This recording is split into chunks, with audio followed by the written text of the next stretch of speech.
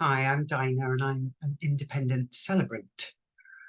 It's been a really very odd few weeks, and you could say it's been a really odd few years, actually. One of the things that's dominated lives for many of us over the years, but also very much highlighted in the last few days, is grief. You know, we're really, really bad at talking about death in our society. We tend to avoid it. We tend to avoid talking to those we know who just lost someone because we're worried we will say the wrong thing. It doesn't get any worse. No matter what you say, the person they've lost is still going to be dead. And for them, their life has pretty much ended. While they work through their grief, which for everyone is different and takes a different journey, a different path, feels and looks different. As they do that, they need you to be there, not to say the right thing, because there is no right thing. What they need is just for you to be there, be available, make the time in your busy life to support someone who travels that awful path of grief, no matter how long it takes. And don't offer platitudes. Say nothing rather than saying something for the sake of talking.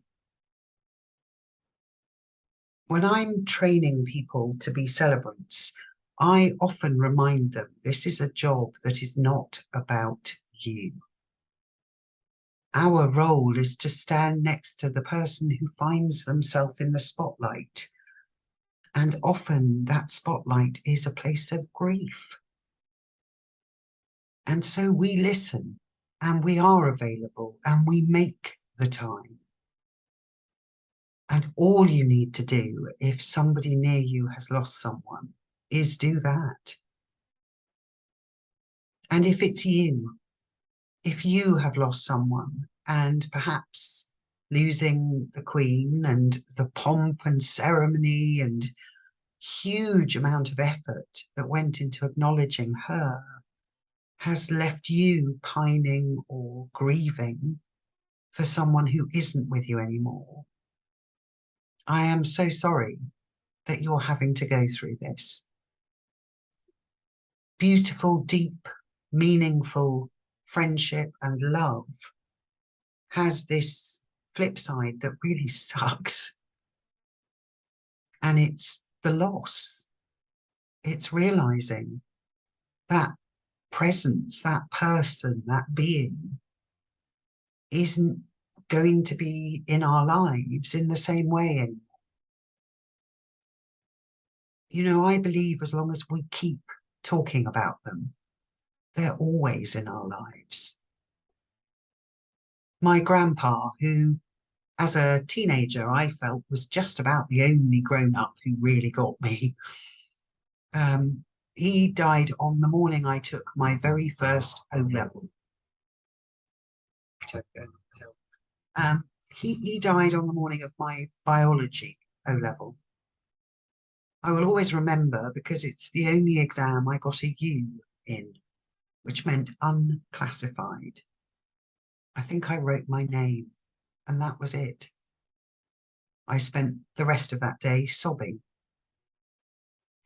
It was my first experience of losing somebody that I'd just always known. He had always been part of my reality, much like many of us feel about the Queen. I sat with my mum-in-law, who's 85. I sat with her and talked about her memories of our Queen.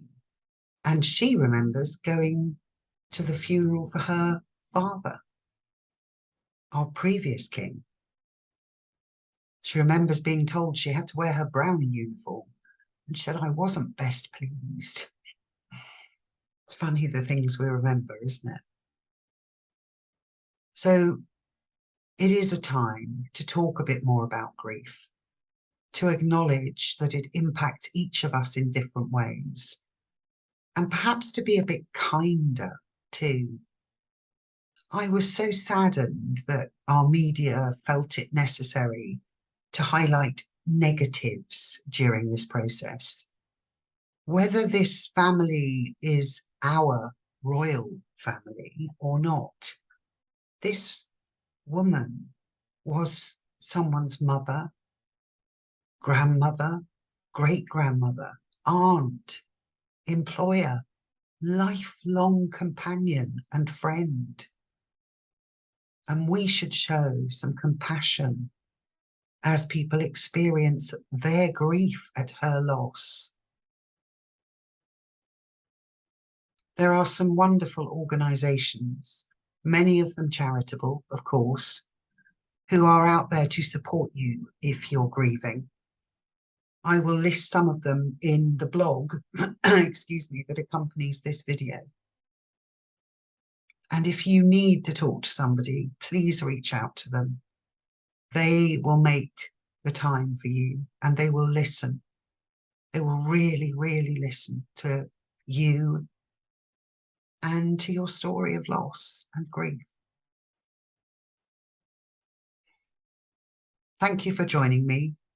Do read the blog. I've put some ideas and suggestions to help you on your journey. And hopefully something there will be there at a time when you needed it. From my heart to yours.